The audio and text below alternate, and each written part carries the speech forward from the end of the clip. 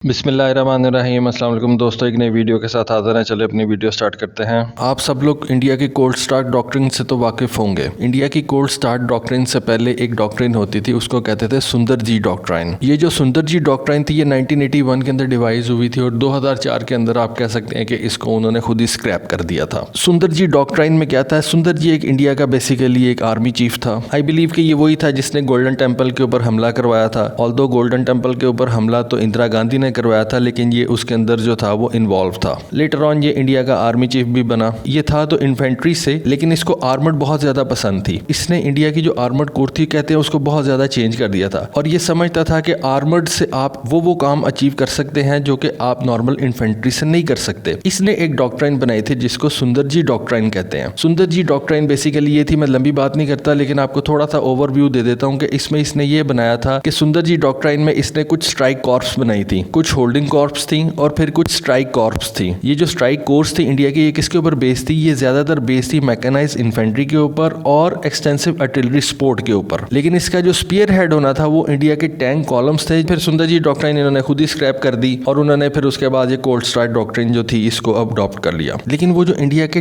Tank columns थे और वो जो इंडिया के आप कह सकते हैं कि आर्मर्ड डिवीजन्स थे बड़े बड़े, वो तो वहीं पे मौजूद है। और अगर एक नॉर्मल एस्टिमेट लगाया जाए तो इस वक्त इंडिया के पास तकरीबन 5000 टैंक्स हैं। T-72 तकरीबन 2500 के करीब हैं, T-90 जो हैं वो तकरीबन 2000 से ऊपर हैं और उसके बाद कुछ अर्जुन टैंक्स भी हैं। तो ये टोटल तादाद आप कह सकते हैं कि 5000 के नज़दीक है।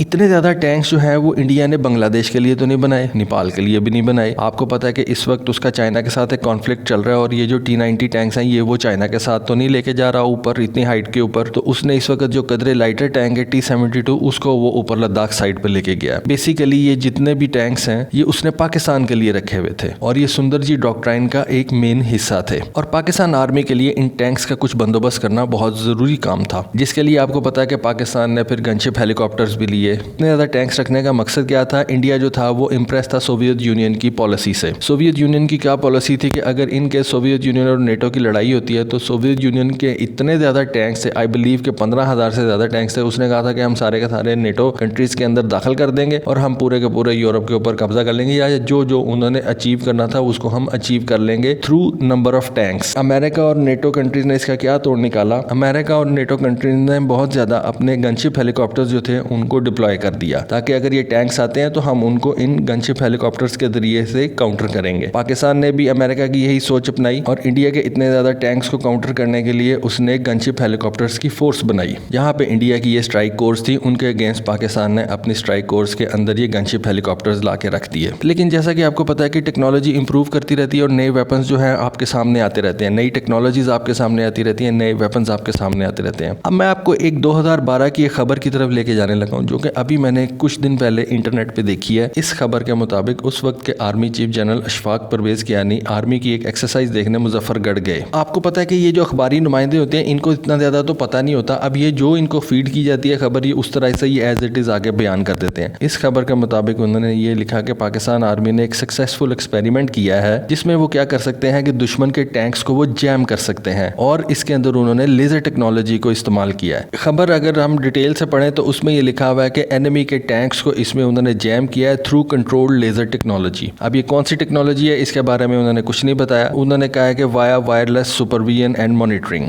जो एक मेरी ज़हन में आती है चीज, एक तो ये हो सकता है कि ये कोई EMP वेपन हो सकता है, इलेक्ट्रोमैग्नेटिक पल्स वेपन हो सकता है। आपको पता है कि जब भी कोई एटॉमिक वेपन एक्सप्लोड होता है तो उसके बाद एक इलेक्ट्रोमैग्नेटिक पल्स जनरेट होती है जो कि आपके इलेक्ट्रॉनिक्स को फ्राई कर देती है, ये नहीं कि वो इलेक्ट्रॉनिक सर्किट्स को जला देती है। तो अगर आपने ओशंस 11 मूवी देखी हो तो उसके अंदर जब वो वेगस की बिजली बुझाते हैं तो उसके लिए वो EMP बॉम्ब ही यूज करते हैं। लेकिन क्योंकि आर्मी ने ये रिवील नहीं किया तो जो लिखने वाले थे, सहाफी थे, उनको नहीं पता था कि किस किस्म का वेपन है और मेरा ये ख्याल है कि ये EMP वेपन ही हो सकता है। उसके बाद इस रिपोर्ट में लिखा हुआ है कि इस एक्सरसाइज के अंदर कोबरा गनशिप हेलीकॉप्टर्स ने भी हिस्सा लिया, पाकिस्तान एयरफोर्स के मिराज जहाज़ों ने भी हिस्सा लिया और बेसिकली उन्होंने ये कहा है कि जनरल कियानी ने इस एक्सरसाइज को बहुत ज़्यादा लॉर्ड किया, यानी कि उन्होंने इस एक्सरसाइज को बहुत ज़्यादा सराहा और उसके बाद उन्होंने कुछ इफ्तिताह वगैरह किया और वो वापस GHQ चले गए। तो बात वही है कि पाकिस्तान आर्मी ने इंडियन टैंक्स को रोकने के लिए क्या टेक्निक्स जो हैं वो यूज़ की हैं। एक तो यही है कि पाकिस्तान आर्मी के पास गनशिप हेलीकॉप्टर्स हैं बड़े ज़बरदस्त, कोबराज हैं, पाकिस्तान और भी हेलीकॉप्टर्स खरीद रहा है, कोबराज हैं, पाकिस्तान और हेलीकॉप्टर्स भी खरीद रहा है, जिसमें आप कह सकते हैं कि टर्की से खरीद रहा है, रशिया से खरीद रहा है और हो सकता है कि अमेरिका से भी ले ले। उसके अलावा पाकिस्तान पाकिस्तान आर्मी ने 2012 के अंदर एक ऐसी टेक्निक डेवलप कर ली थी जिसके मुताबिक पाकिस्तान आर्मी जो है वो इंडिया के बड़े बड़े टैंक कॉलम्स जो हैं उनको वो जैम कर सकता है और उनको वो रोक सकता है, ना सिर्फ अपने गनशिप हेलीकॉप्टर यूज करके बल्कि कुछ और वेपन्स भी यूज करके। मेरा ख्याल है कि ये जो वेपन है ये EMP बॉम्ब हो सकता है। आप इसके बारे में क्या राय रखते हैं, ये किस किस्म का वेपन होगा?